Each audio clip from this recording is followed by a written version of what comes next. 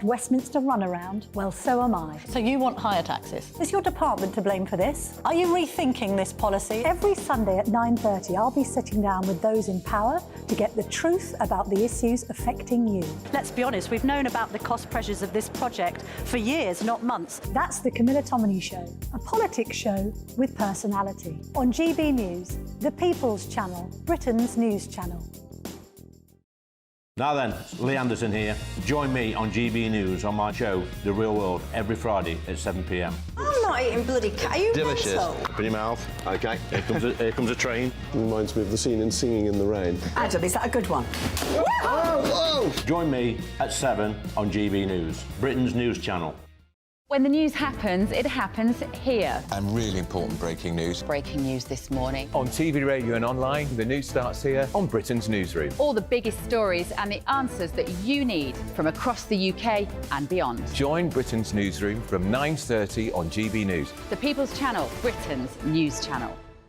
GB News, unlike other broadcasters, isn't obsessed with the London-Westminster bubble. We think there's a nation beyond the M25, and that's why we talk about the issues that matter across the land. Join me on State of the Nation, 8 to 9 o'clock, Monday to Thursday, on GB News. Daisy's listening, and you should too.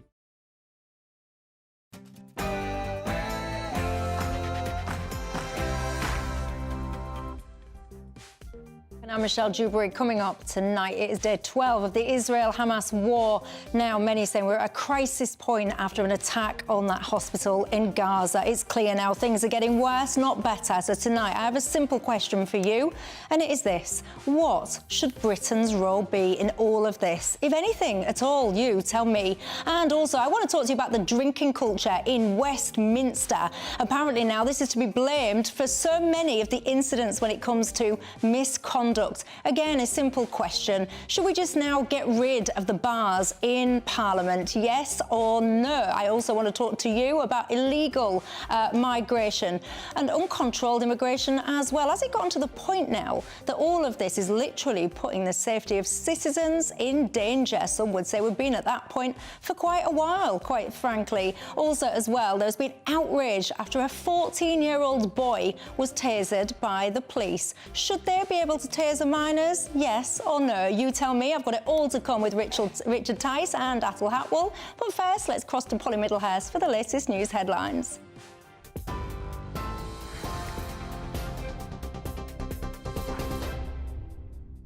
Michelle, thank you and good evening. Well, the US President Joe Biden has been speaking in Israel today, where he's announced an agreement to allow humanitarian aid to move from Egypt into Gaza. He also confirmed $100 million of new US funding for that aid into Gaza and the West Bank. President Biden's visit to Israel was meant to prevent an escalation of the conflict in the region, but after last night's bombing of a hospital in Gaza, planned meetings with regional leaders have had to be cancelled, although Mr Biden has been meeting with Israel's leader, Benjamin Netanyahu. Well, later in a speech, he stressed the importance of living by the rule of law. You are a Jewish state, but you're also a democracy.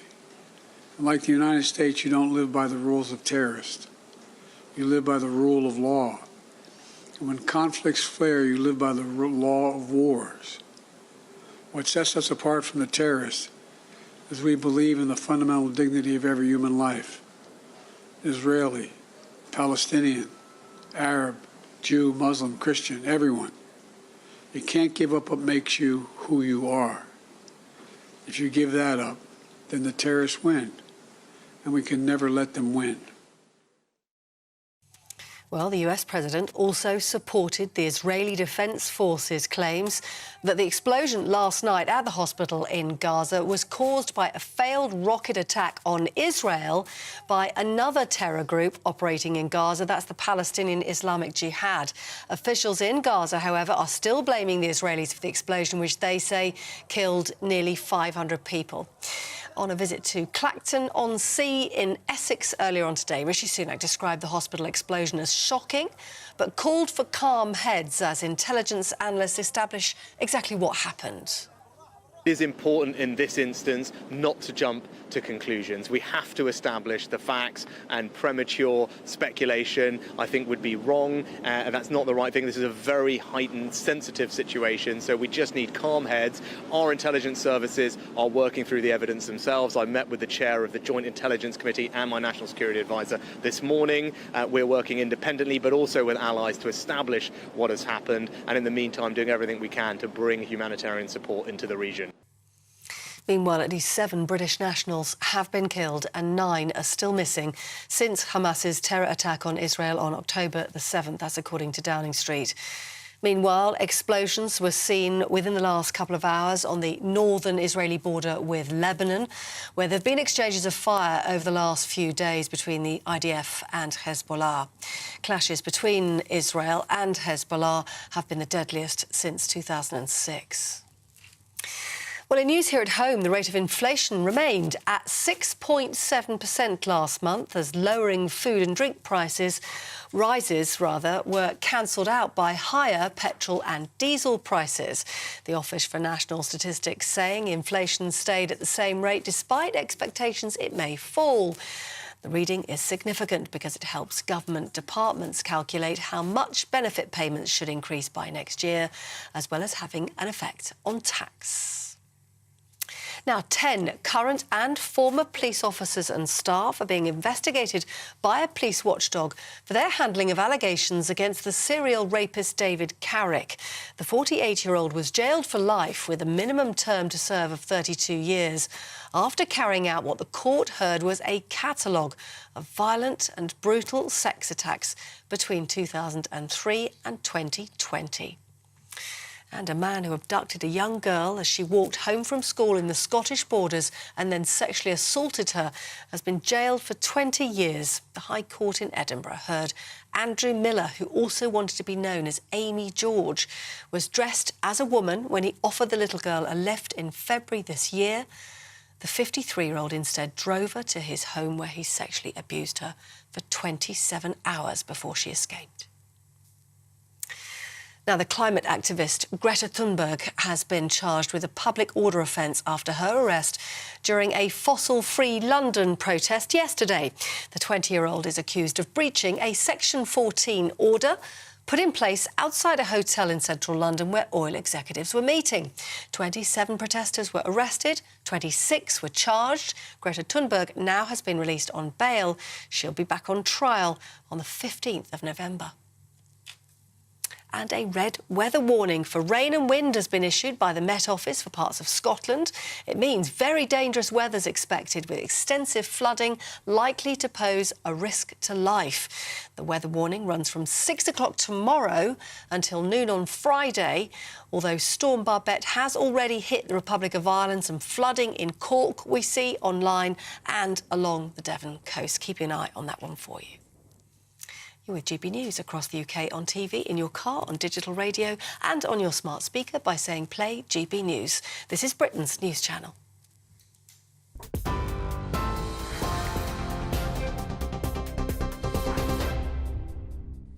Thanks for that, Polly. I am Michelle Dewberry, and I was delighted when I was listening to that headline broadcast then when I heard that story about the man finally being referred to as the man Andrew Miller as opposed to a woman, Amy George. For once, it seems that common sense is finally prevailing. That must have been every single parent's nightmare, and I really hope that that young female victim, that little girl, is OK and recovering as much as she possibly will be able to. Anyway, I am Michelle Dewberry, and I'm with you till 7, alongside me right through until then, leader of the Reform Party, Richard Tice, and editor of Labour Uncut, Atul Hatwal. Good evening, gentlemen. Good evening. I confess, ladies and gents at home, it is very hot in this studio, and that's isn't before it? the debate gets going. We've not even uttered a sentence yet, and I can tell you it is getting hot in here.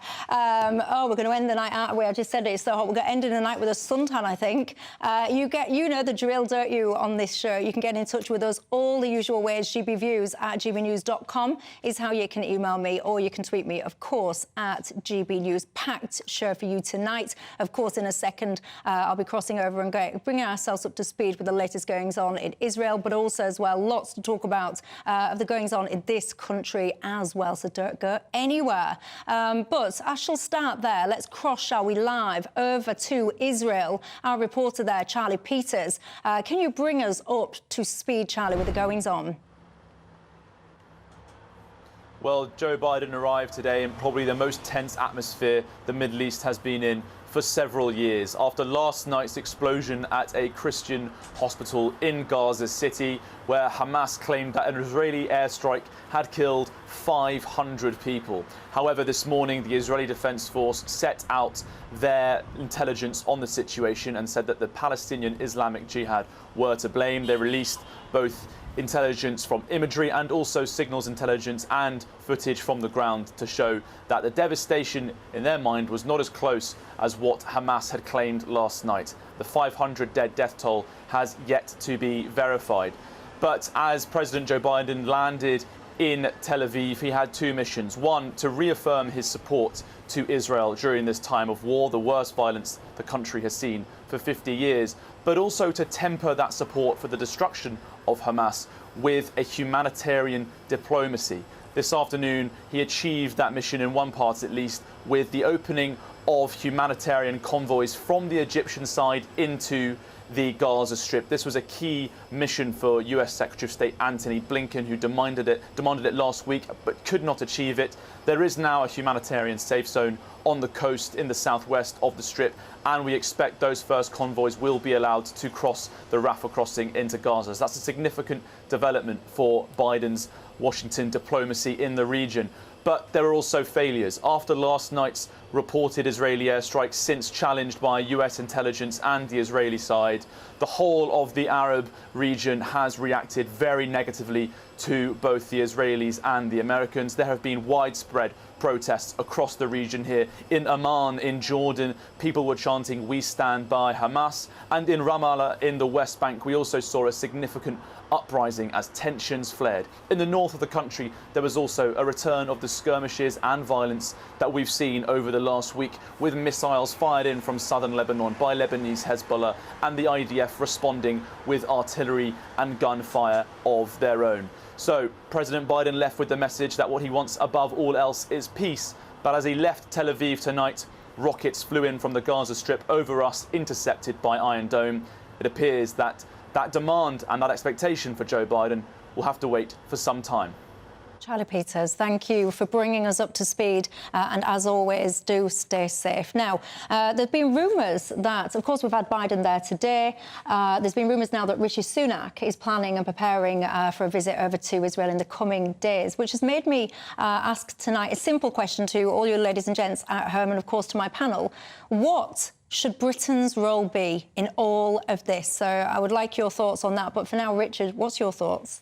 I think diplomacy. I don't think we should be sending military equipment, but I think we can use whatever extra diplomatic expertise and persuasion that we can over and above the Americans. And there may be just different ways that we can try and, in a sense, just reduce the extreme tension, the extreme difficulties. We all know that propaganda is such a key part of these wars. It's very easy to jump in on either side or the other with the various claims. We have to be very careful about that. I suspect, actually, just from a practical point of view, for the Israelis, just dealing with these high-profile visits, the President of the US, possibly the Prime Minister of the UK, Ursula von der Leyen. I mean, it must be a nightmare just dealing with all these when actually you're in the middle of a war. You're trying to defend your own people. Yeah, and I think it was Olaf Scholz as well, when he was preparing to leave on Tuesday. They had to evacuate his plane because of rocket attacks and stuff. Let me just ask you this, though, because apparently we have already directed military assets over to the eastern Mediterranean. So just to give you some idea, the military package includes PA aircraft surveillance assets, 2 Royal Navy ships, 3 Merlin helicopters, and apparently a company of Royal Marines. The suggestion here is that this is all about offering deterrence and assurance. But that's a difference to actually providing military equipment on the ground, which is, of course, what we've done with Ukraine. I mean, that list do you sounds like pretty much the whole of our Royal Navy. But do you back that? I mean, let me bring you in as well, Atul. What do you think about our position and our response and what we're doing? I think it's important that Rishi Sunak goes to Israel, and I disagree with Richard on for 3 reasons. One, to show that the members of the Jewish community in Britain, this matters. And it's not just a transactional political thing. It's important enough for the leader of the country to go because it's such a trauma for the Jewish community in this country. 2, there are Britons who are kidnapped and in Gaza, and to do whatever we can do to push this up the agenda, the freedom for those Britons, and incidentally, maybe some of those assets being moved into the Eastern Mediterranean. It's around exit routes for, or kind of preparations for if we can get the captives, the British captives out. But I think number 3, to show the Israelis that we stand with them. They have the right to act, but also to be honest friends, which is if you're going to go into Gaza, and they are, you've got to have a plan to get out. And that point needs to be made. But do you think there is a plan as to, because it's all well and good saying, OK, we're going to respond, understandably, by the way, who wouldn't want to respond to what happened on October the 7th? I think, no questions there. But do you think that people are thinking through the long-term aim? Because, yes, it's one thing kind of going, right, OK, we stand in solidarity, we're friends, or whatever your terminology was. But what is the long-term plan here? Because there are people now, they will be getting radicalised all over the place. Social media, if you ask me, is a very dangerous tool at the moment, because within minutes of things happening, like you saw that hospital attack last night, within literally, well, not even minutes, within seconds of these things happening, you've got so many messages being splashed out to people. This was the Israelis. People are then getting infuriated, responding. Charlie was just saying then you've seen protests all over places in the Middle East. Tensions are really getting inflamed now. So do you think enough thought and enough joined-up thinking perhaps is going into the longer term? I think that is one of the roles that Britain can play. That's the point. Rishi Sunak goes over there face-to-face with Benjamin Netanyahu, because Joe Biden would have said the same thing. There's people in Benjamin Netanyahu's cabinet who will make that point. Anger, blind anger, can't rule, because they'll get themselves into a situation they can't get out of. It'll be a sort of urban Vietnam. And it's focusing actually on beyond the short term. It's the medium term. How do you reduce the potential for escalation in Lebanon and in other neighbouring countries, tensions around the embassies? These things can bubble over very quickly into very dangerous situations. That's the diplomacy that I was referring to, that maybe some of our British experts may be able to add to the whole equation. That's absolute. And do you have kind of trust that actually that will happen? Do you have your faith and your trust in our leadership that actually they can help stabilise things? Because the list that I just referenced there, and I'm saying to you, Grant Shapps is saying about things like the word deterrent is really important. Is that a deterrent? But lining up those helicopters and all the rest of it, and the Marines, is that a deterrent? Well, it's something, but you have to try with the diplomacy. It's incredibly difficult. So many great people have tried for so many, frankly, decades. So this is not easy. But this is because it's for Israel. It's bigger than 9/11. Maybe this is that sort of seismic existential moment where people actually have to say enough is enough. Hamas have to be removed from Gaza once and for all, and come up with a different, bolder, more radical solution, because otherwise this just goes on, and frankly, everybody suffers, and many, many more people sadly die. Yeah, and Hamza Youssef as well, he's been speaking out over the last day or so. Let's listen. Of course, you'll be familiar with the fact that his family are currently in Gaza. Calling on the UK government to take 2 urgent steps. Firstly, they should immediately begin work on the creation of a refugee resettlement scheme for those in Gaza who want to and, of course, are able to leave. And when they do so, Scotland is willing to be the first country in the UK to offer safety and sanctuary to those who are... And he also went on to say that basically the hospitals in Scotland would be ready to provide treatment to those people that have been injured in Gaza, etc. I mean, do you agree with what he's saying? I think as part of a broader package, yes. It doesn't make a lot of sense just sort of chucking out an offer when Egypt's closed the border, when Jordan's closed the border, when the US is doing one thing, the European Union's doing another, we're doing another. Where there is a broader diplomatic consensus across Britain, Europe, the US, Egypt and in the surrounding countries. We need to be part of that because it's part of our standing in the world, and we have historic ties in the region. And as I said, we have Britons who are currently kidnapped in Gaza.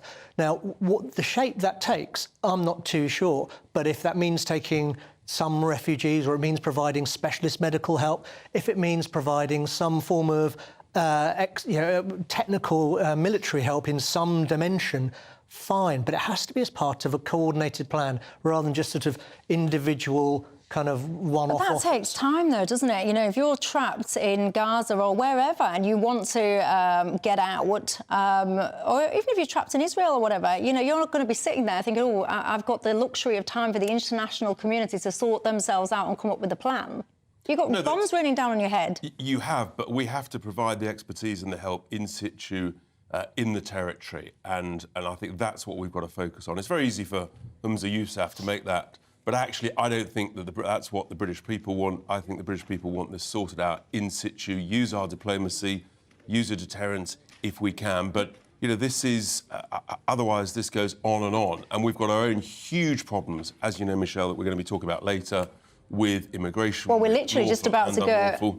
So, you know, we've got massive issues ourselves. You've just teed that up nicely for me, because we are indeed about to come on to that very topic. So I will throw that open to you at home. What did you think to what SNP leader was saying then about opening essentially routes, the way that I guess we did in Ukraine? Would that be something that you would get behind? Let me know your thoughts on that. We're talking about people, Brits that have died as well. Of course, just to remind us all, 7 Brits very sadly have been confirmed to be dead, killed in this atrocity, and also as well I think there's 9 hostages that we currently know of that we're still waiting for more information on. So for now I will cut to a break. When I come back I'll be bringing you guys into that conversation. So 2 things for you to ponder: Britain's response, what should it be, and also your response as well to what you've just been hearing, those suggestions when it comes to immigration. See you in 2.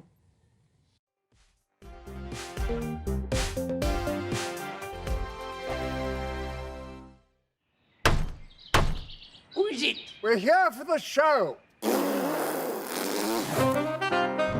More energy this time! Welcome to the Dinosaur Hour. I was married to a therapist. And you survived? I thought we were getting Hugh Laurie. Second best.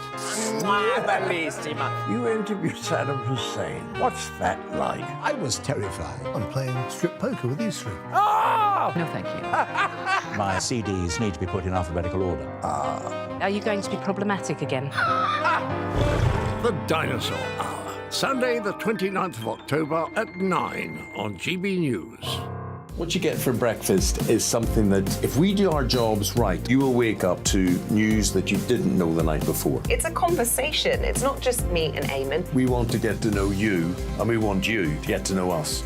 From 6 is Breakfast with Eamon and Isabel. Monday to Thursdays on GB News, Britain's news channel. People in Britain, they love free speech, but they also love fair play. I don't care if I'm speaking somebody from a trade union, from the Labour Party, somebody from the SNP. And I think the viewers like to see that actually we can challenge one another, but in a positive way. We think we ask the questions that people want to ask, and often we ask the questions that we wanted to ask in Parliament but never got the chance to ask. So join us every Saturday, 10 a.m. till noon on GB News, Britain's news channel. Nightmare commute. Kick it up a gear with me, Patrick Christie's, at drive time, 3 till 6 p.m, Monday to Friday on GB News Radio. You can listen online and on DAB+, on the smart speaker app, and on the GB News app. And if you've got an Alexa, all you have to say is, Alexa, play GB News. We're also on TuneIn and the Radio Player apps. From the school run to rush hour, get revved up with me, Patrick Christie's, on GB News and GB News Radio. Tired of the usual focus-tested, pre-prepared Westminster runaround? Well, so am I. So you want higher taxes? Is your department to blame for this? Are you rethinking this policy? Every Sunday at 9:30, I'll be sitting down with those in power to get the truth about the issues affecting you.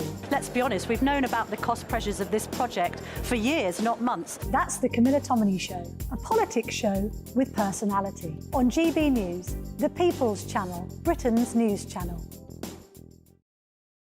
Join us every night on GB News at 11 p.m. for Headliners, which is 3 top comedians going through the next day's news stories, which is exactly what you need, because when the establishment has gone crazy, you need some craziness to make sense of it. Headliners. You don't have to bother reading the newspaper. We've got it covered for you. Every night at 11 p.m. and repeated every morning at 5 a.m. We won't send you to sleep like some of the other paper review shows out there. So join us 11 p.m. every night on GB News. The People's Channel, Britain's news channel.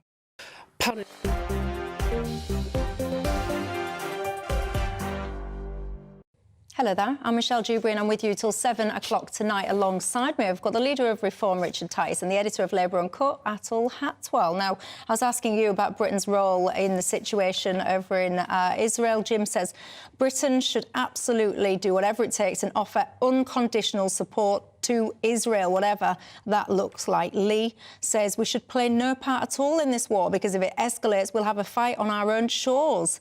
We've already seen demonstrations in London that are getting out of hand, etc. And John, you say Sunak should stay out of it. If he needs to talk to Israel, he can do it via Zoom.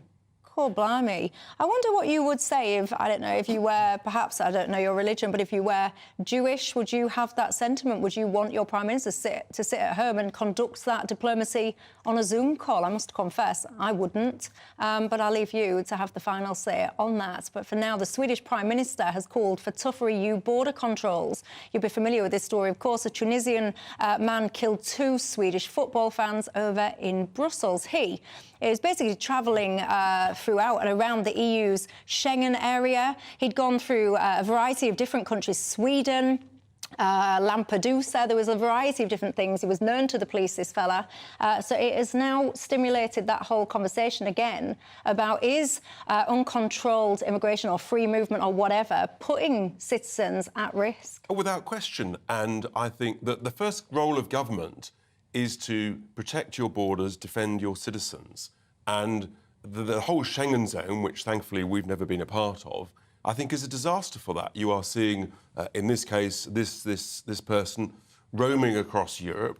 And then what we're seeing also is many of them are coming to the northern French shores and then trying to come to the UK and coming across on the boats. And we've got our own situation. We've just had literally 7 days ago an asylum seeker who was killed and now been charged with the killing of a British citizen. 70-year-old man just walking peacefully down the street. That's not the first time. There are numerous other examples. So, yeah, there's, without question, this uncontrolled movement across Europe of people from elsewhere in the world seeking asylum, seeking a better life, that is leading to, frankly, our citizens being put at danger. And it's got to stop. I think the British people are fuming mad at this. What does stopping it look like? What would you do? I think what's stopping it means, the first thing you've got to do is you've got to stop the boats. The second thing you've got to do is process people rapidly, as we used to do 15, 20 years ago, within a fortnight, have the appeal within the 3rd week, and then deport most of those who actually are not genuine claimants, but actually most of them are economic migrants seeking a better life, or some of them, as I proved last year, coming over deliberately to cause criminal activity. Do you agree with that? If we are genuinely interested in safety and preventing the sorts of terrible things that happened in Sweden, one of the things you said, Michelle, is absolutely critical. He was known to the police. So there is a failure of law enforcement that communicating across borders, the police should have tracked him. Number 2, where I will agree with Richard, is that in terms of asylum, I don't think it brings huge amounts of uncontrolled violence or threat. But we have to get the numbers who are waiting for processing down. At the moment, someone arriving between April and June this year is going to wait 82 weeks, well over a year, before their claim is processed, which is ridiculous. And it didn't used to be that way, as Richard said, in the past, let me say, under a Labour government. Correct. In a fortnight, and then people whose claims are rejected, let's move them off. Was that the same volume that was incoming? Because it's easy to process people in a fortnight if you've got about 12 of them. If you've got God knows how many of them, it's a bit different, isn't it? Two things. Number one, in 2002, that was the previous high watermark for asylum applications to the UK. It's 84,000, with a smaller population, weaker and more, and kind of, it's a slightly different context, but 84,000, and the Labour government put the resources in to funding law enforcement, funding processing, funding assessments, and then moving people where their claims are rejected away. And one of the reasons claims and this issue hasn't surfaced, even though in the 2000s there was all sorts of turbulence in terms of Afghanistan, in terms of Iraq, is that the system worked quickly. We did not have hundreds of thousands of people effectively sat with their idling away with their lives. And the point I wanted to make about safety, the issue is radicalisation. People with nothing to do, lives on hold, because that radicalisation applies to migrants. It also applies to people born and bred in this country. In the United States, over half, 57% of homegrown terror attacks are from extreme right-wing terrorists. They're not migrants, but they've been radicalised. So on migration and asylum, get rid of the backlog, have a more effective system. But at the root cause, deal with radicalisation. And one of the issues about the huge time for the backlog is that actually many of these asylum seekers are disappearing. The authorities have no idea whatsoever where they are. Many of them disappear literally within a matter of weeks of arriving, never to be seen again. And so the illegality going on through our country is, I actually think it's a national scandal. I don't think we've any idea how large it is. Where I disagree with Richard is I don't think we have a particular spike in illegality, crime. One of the most interesting things recently, and in the last 2 weeks, was the hate crime figures came out. And for the first time in over a decade, hate crime numbers fell in the last year, 5%.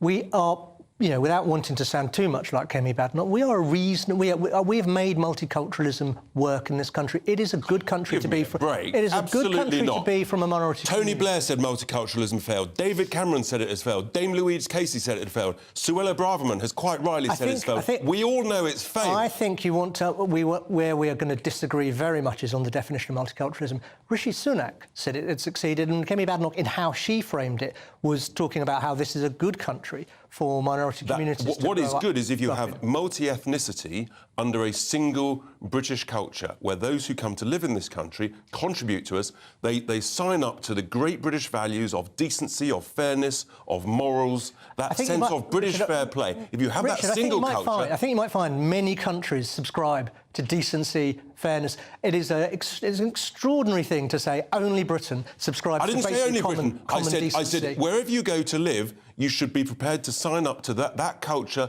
the values of that nation, as opposed to being good, don't be bad, be decent wherever you go. Learn the language, live by the laws. I didn't say don't be decent. What I said is don't live in silos in different cultures on different railway tracks in the same country. That is no way to progress. No one's going to disagree. I don't disagree. Do you think that does happen? I think it happens.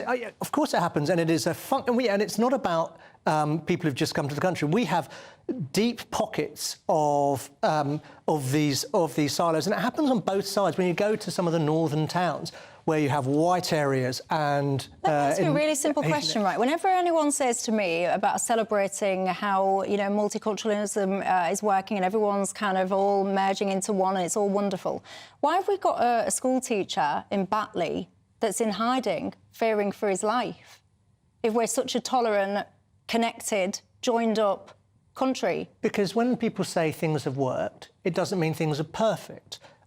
When Kemi Badenoch made that speech at Conservative Conference, I broadly agree with her. But where I would disagree with her, or I would caveat it, is when she says it's the best place to grow up if you're from a minority community. It's a pretty in Europe. It's a pretty low bar because other parts of Europe are terrible. There's lots of work to do. Those areas where we've got that level of division, that's appalling. And one of the functions of the past decade of austerity is some of the programmes and the activities that were breaking down those barriers. The money's gone and the barriers have gone up again. Everyone that tells me about multiculturalism working, those people seem to gloss over incidents like, I remember the school kid whose mum had to sit in front of, like, what was some weird kangaroo court thing with a headscarf on her head, saying how sorry she was. That's a disgrace, isn't it? I mean, it's clearly... Yeah, but no one really speaks about that. So everyone's, oh, yes, it's really good, we're all integrated. But that's just nonsense, because it was all over the papers. It was on the BBC. It was on all of the main news channels. No one talks about that Batley school teacher anymore. What's happened to him? Where's he gone? I don't know the details of that case, but again, it was on all of the main news channels. It was on. It was covered in the media. Well, to acknowledge that things can improve isn't to say that isn't to ignore that there is a vast swathe of things that have worked. Well, in 2023, to have a professional individual still in hiding, fearing for his life, because he had the audacity to criticise a religion of which he was not a part, to me is an absolute disgrace. And I would always say was a big fat question mark over whether or not we are indeed an integrated society. Again, you can have the final say on that one. I've got a lot to come your way. I want to talk to you about tasers. Do you think all police officers should be offered to have a taser as standard? Do you think that minors should be able to be tasered? There's a very controversial one coming up later on in the programme. A 14-year-old was tasered, but after the break, I want to ask you, is it time, basically, to call time now on the bars in Parliament? You tell me.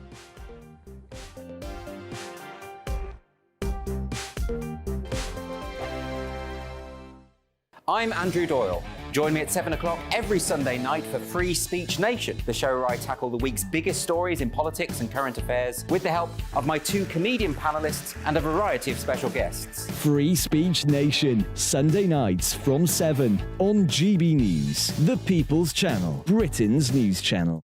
I think the most exciting bit for me is talking to ordinary people. People who I think are ignored often by the major news channels. We're going to give news they want to hear. There's a voice there that needs to be heard. I think there's a chance here for a diversity of opinion to be expressed, which you don't find elsewhere. It's really exciting. We don't hold back. We're free to say how decisions that are taken here affect us all around the country. Only on GB News, the People's Channel, Britain's news channel. There's only 3 people you can trust in life: your doctor, your lawyer, and your nana. I'm not sure. So join me, Nana Aquare, at 3 p.m. every Saturday and Sunday, where we discuss the biggest topics of the weekend. Be ready for battle. Could you be quiet? What is this? It's my new t-shirt. It's your new t-shirt. I don't bite. Well, not without a good reason. Always honest, always fun. Every weekend at 3 p.m. on GB News, the People's Channel, Britain's news channel. So Dewbs and Co, we tackle the issues of the day with real, robust debate, both sides of the fence, battling it out with me in the middle with my forthright opinions and views. And often really interesting things happen because you start with a position and then by the end of the debate you find actually, well, I might not have thought about that one. What we need in this country is 2 new political parties. You should maybe think about doing a 2024 calendar. I'm Michelle Dewberry and I'm keeping you company right through until 7 o'clock this evening. GB News, the People's Channel, Britain's watching. Join us every night on GB News at 11 p.m. for Headliners, which is 3 top comedians going through the next day's news stories, which is exactly what you need, because when the establishment has gone crazy, you need some craziness to make sense of it. Headliners. You don't have to bother reading the newspaper. We've got it covered for you. Every night at 11 p.m. and repeated every morning at 5 a.m. We won't send you to sleep like some of the other paper review shows out there. So join us 11 p.m. every night on GB News, the People's Channel, Britain's news channel. Who is it? We're here for the show. More energy this time! Welcome to the Dinosaur Hour. I was married to a therapist. And you survived? I thought we were getting Hugh Laurie. Second best.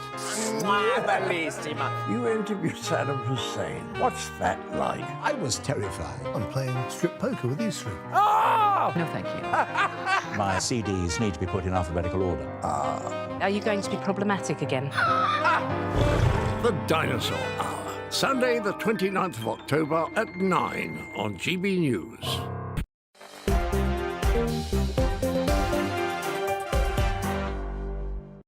Hello there, I'm Michelle Dewberry and I'm with you right through till 7 o'clock tonight. Matthew on Twitter says, can you ask Atul a quick question for me? When we're talking about speeding up the processing of people crossing the channel, he's asking, how is that going to stop the number of people making that channel crossing? Well, it means that resources that are currently deployed, scrambling around, dealing with the consequences of failure and having 175,000 people waiting for decisions, can be redeployed. It means that the idea that you can come to the country and there's a chance to just be, waiting while your decision's being taken and maybe kind of absconding isn't there. People come, you have a decision, you get moved out, resources move to the front, and to improve security, and the people who are justified and have justified claims can come through more quickly. Did that answer your question, Matthew? There you go. I would also worry that speeding up, making it much quicker, would actually incentivise more people to make that crossing. But, well, you can tell me what you make to it all. I want to ask you about a very simple question when it comes to the police. Do you think that it should be a national policy to offer all police officers tasers if they want to carry it, use it? The reason I'm asking this question is because there's been a lot of controversy because a police officer, I think it was in Birmingham, tasered a 14-year-old boy. So it's two things. People, one, are saying that you shouldn't be able to taser minors, and then two, that all police should be able to carry tasers. On both of those points, where are you? I think that all police should carry tasers, absolutely. It's a 2 or 3 day course to be trained in the use of it, and actually I think it would act as a serious deterrent. I don't think we want our police carrying more guns than we've currently got, unlike in countries like America, but actually I think tasers is a very good deterrent. And look, sometimes it's difficult to know what is a minor as opposed to I think, look, the deterrent is there. And frankly, if it stops people shoplifting, carrying knives, in the knowledge that, yeah, you might actually be tasered, and guess what? It might be a bit of a shock and it might hurt. I'm all for the deterrent because we have got lawless Britain. Absolutely. Really? Absolutely, Michelle. We've got to stop this. We cannot have gangs of feral youths taking over our high streets. I'd go even further. What? If they're trained properly, I'd have the security staff within shops also having a modest level taser to stop shoplifting. Come on, Michelle. Taser? Come on, Michelle. Is it only goes up to 5? We can't go on like this. You've got to stop this lawlessness on our streets. Decent, law-abiding people are sick and tired of it, and we've got to try something different. Otherwise, it goes from bad to worse to disastrous. The idea that arming police with tasers is the solution to lawlessness. No one's going to disagree that tackling lawlessness, tackling shoplifting and tackling all crime is a priority. The idea that arming police with tasers will do that is a fantasy. What stops shoplifters, what stops opportunistic crime are police bodies on the beat. Bobbies on the beat, visibility in shopping high streets. Giving an under-resourced, and when they run away, they get tasered and they get caught and they get locked up. Come on, don't be wet. An understaffed, under-resourced, small number of police officers with tasers or without isn't going to stop anyone. And frankly, I would worry, given what we've seen with some of the judgment calls the police make in terms of when they've been policing, the police in the Sarah Everard vigil, and some of the decisions they make with everything that comes out around misogyny in the police force. Arming more, the judgment calls. Misogyny's got nothing to do with a taser, for heaven's sake. We've got to do something different, otherwise we go from bad to worse. Two things. It's about judgment. Yes. And part of the reason bad judgment is implemented is that there aren't enough resources. Two, having a taser or not having a taser won't stop opportunistic crime. Having police officers visible, that's what holds back crime. I tell you why it will stop them, because they get zapped. If they're running away and the police officer can't catch up with them, they get zapped, they get caught, and hopefully they get locked up and banged up. No one's going to get zapped because there's not enough police officers to start with. Absolute nonsense. I am a very big fan of law and order, tough law and order. Come on then, Michelle. Well. But even for me, getting 50,000 volts pushing through your system over a family pack of Cathedral City is a little bit extreme for me. Right, turn it down a bit. What? Turn the voltage down a bit. 25,000 volts? And we can't just sit here and say it's going to carry on like it is, because I tell you what, nothing stays the same. It gets worse and worse unless there's a proper, credible deterrent. Let me ask you this, right? Because I think, whilst I'm not sure about the shopkeepers one, I am with Richard on the police one. all these people like yourself that say, oh, we should have less tasers and less armed police or whatever, would you be a police officer out on the streets of Britain today without the means to properly defend yourself, i.e. a taser to disarm a violent individual charging at you? That's the logic which takes us to guns. I'm asking you that question. The reason in that case the police officer the reason that police officer resorted to the taser. No, I'm not talking about him. I'm talking about you. Would you, in today's violent Britain, feel comfortable being a police officer on the streets without the means to be able to disarm a violent individual charging at you with a knife? The best means to disarm a violent individual is having more police officers. I wouldn't feel particularly... Yeah, but you're on your own now. You're on your street, on your own. I wouldn't feel safer with a taser or without a taser, because if one escalates armaments in this way, the criminals can always escalate harder. More police. He's not going to escalate much if he's on the floor, More police is what protects police officers from being overwhelmed. But that's just a stock answer. You're giving me a stock answer. I'm asking you, if you are on your own in a dark alley with some random knife man charging at you, you're on your own, so you're more officers, they're not there anyway. If you have not got a taser, what are you going to do with this lunatic charging at you? Without a taser, what are you going to do? Number one, is a taser going to make that much difference? As I said, this is the logic. Absolutely. This is the logic. This is the logic that goes... Because actually, if you follow your logic, it's not a taser, it's a gun. No, it's not. It's a gun. It's exactly the opposite. You want a gun. It's exactly the opposite. That's what protects This is the deterrent to knives. If you carry a knife, you bring a knife out, you get zapped, it's going to hurt, and then you go to jail. And the police have tasers, and then the criminals have guns. Right, hang on a sec. They've already got guns. The drug gangs have already got guns. Not at the level... If we escalate the armaments that the police have, yes, they carry tasers... So you just stand back and do nothing and we've got the worst knife crime in our lifetimes. No, you've got to change things. This isn't working. You commit the resources to having the police to keep law and order on the streets of this country. Well, I'm going to bring some law and order to this debate, and I'll tell you this... I am not suggesting having every police officer with a gun. You can take down a knife man with a taser. You're going to have him on the floor. You don't need to shoot the guy in the head to put him on the floor. 50,000 volts will do it. I don't understand this illogical leap from because she wants the guy to protect himself with a taser, she therefore wants him to have some kind of machete in his back pocket, not a machete, machine gun in his back pocket. That, to me, is a strange leap. It happens when... the police arm up, then the criminals arm up to the next level. That's where it goes. It leads to police with ever more armaments, criminals with ever more armaments and weapons, and in the end, the case for police to have guns. This isn't even really an open question. This isn't even a difficult question. We've done it before. Increase the number of police, watch crime go down. And give them the tools to carry out the job and give them a justice system to lock people up. So I would actually agree.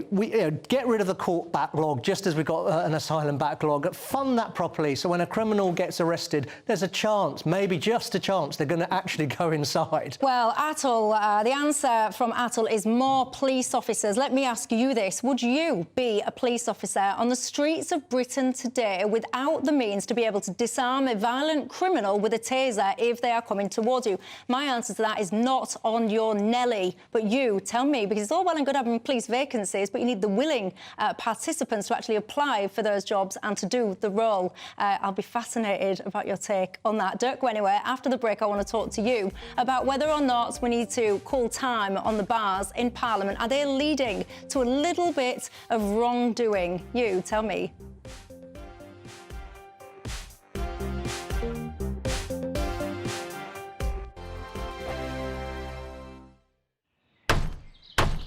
Who is it? We're here for the show.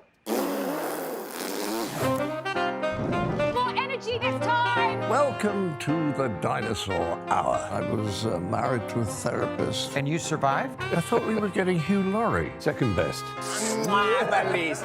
You interviewed Saddam Hussein. What's that like? I was terrified. I'm playing strip poker with these three. Ah! No, thank you. My CDs need to be put in alphabetical order. Are you going to be problematic again? The Dinosaur Hour. Sunday, the 29th of October at 9 on GB News.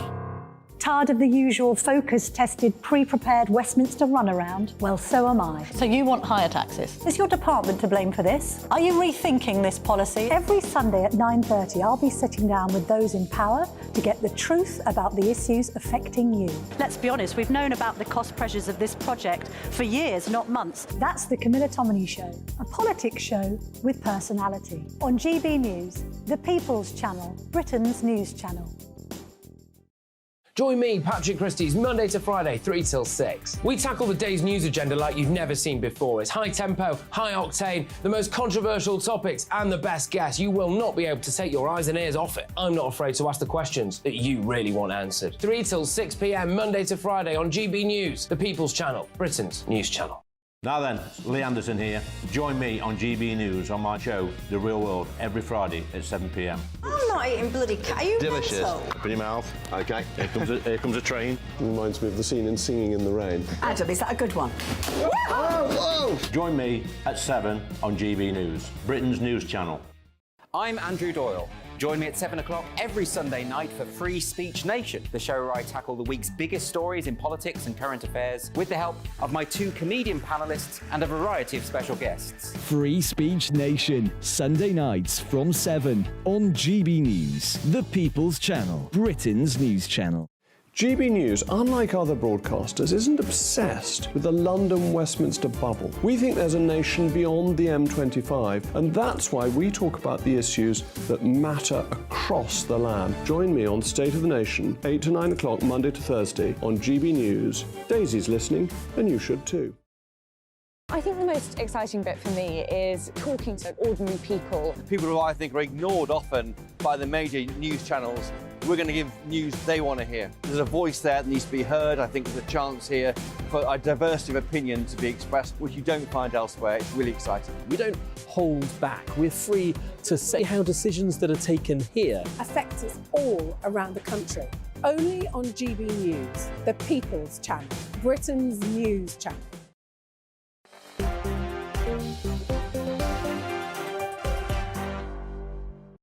Hello there, I'm Michelle Dewberry with you till 7 o'clock. Richard Tice and Atul Hatwal still remain alongside me. Although I've got to say I was doing my best during the break to try and convince them to take to the streets maybe for a week, I don't know. Have a night in London once a week on the streets. Tice can have his taser.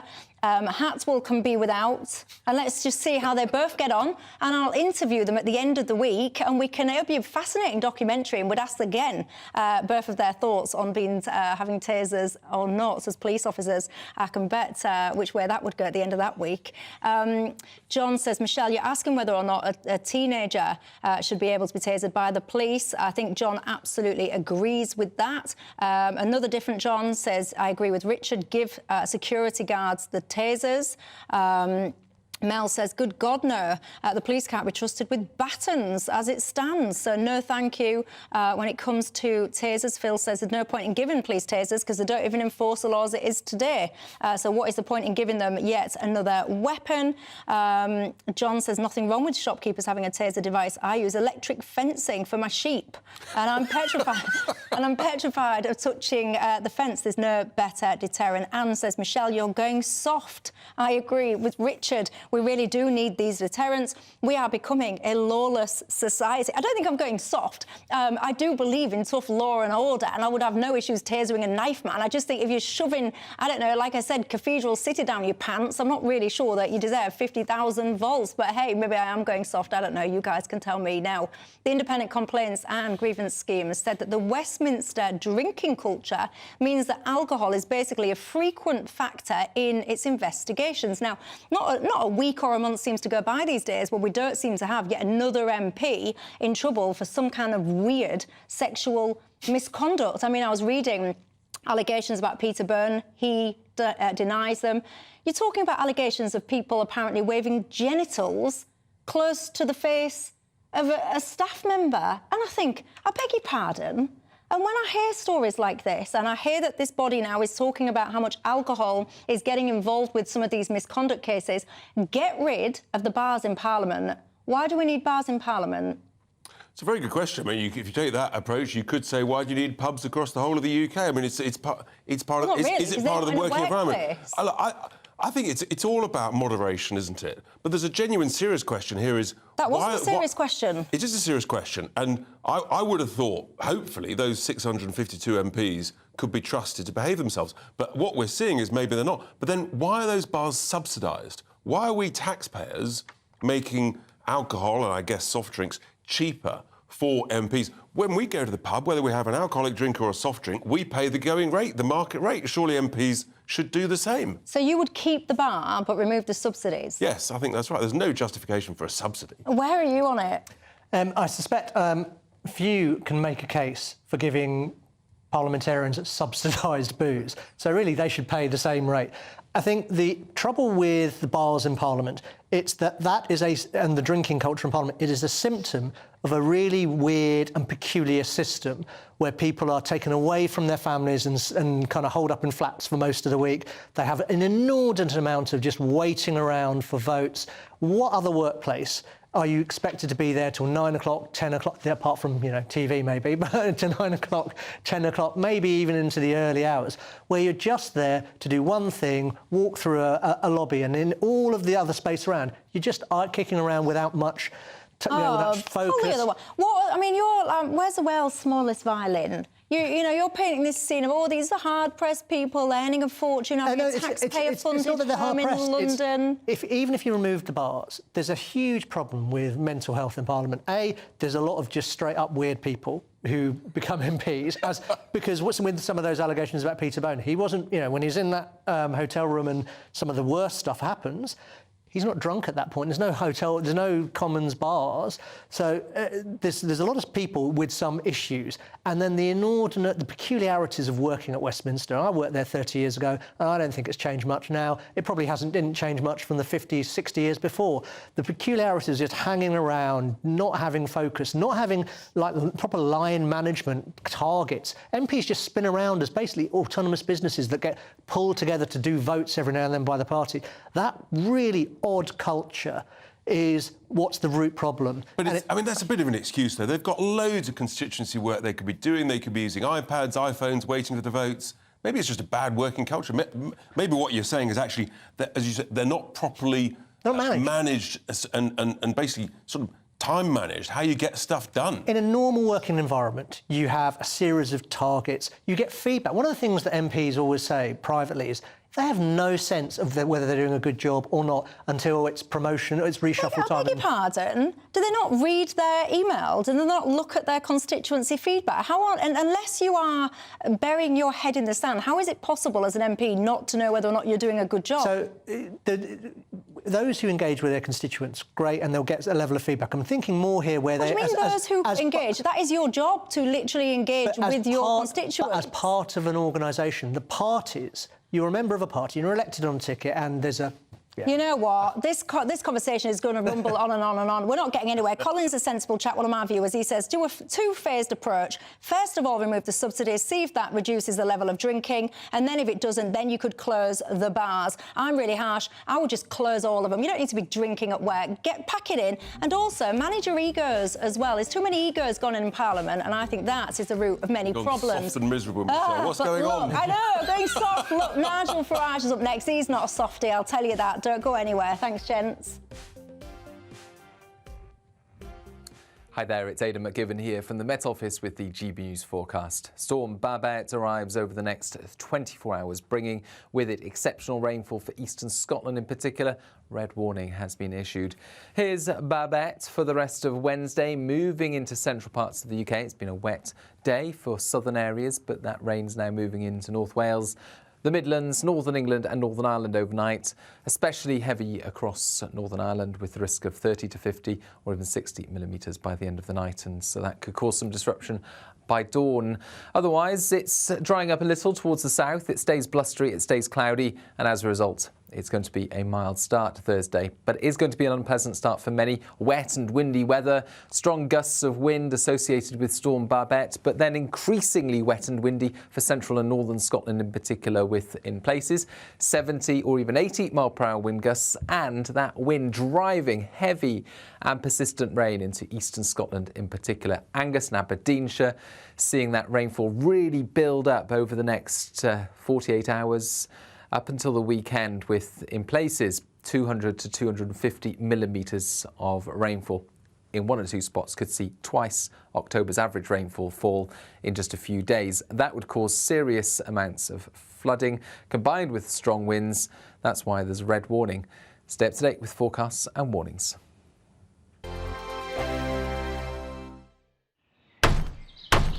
Who is it? We're here for the show. More energy this time! Welcome to the Dinosaur Hour. I was married to a therapist. And you survived? I thought we were getting Hugh Laurie. Second best. You interviewed Saddam Hussein. What's that like? I was terrified. I'm playing strip poker with these three. Oh! No, thank you. My CDs need to be put in alphabetical order. Are you going to be problematic again? The Dinosaur Hour.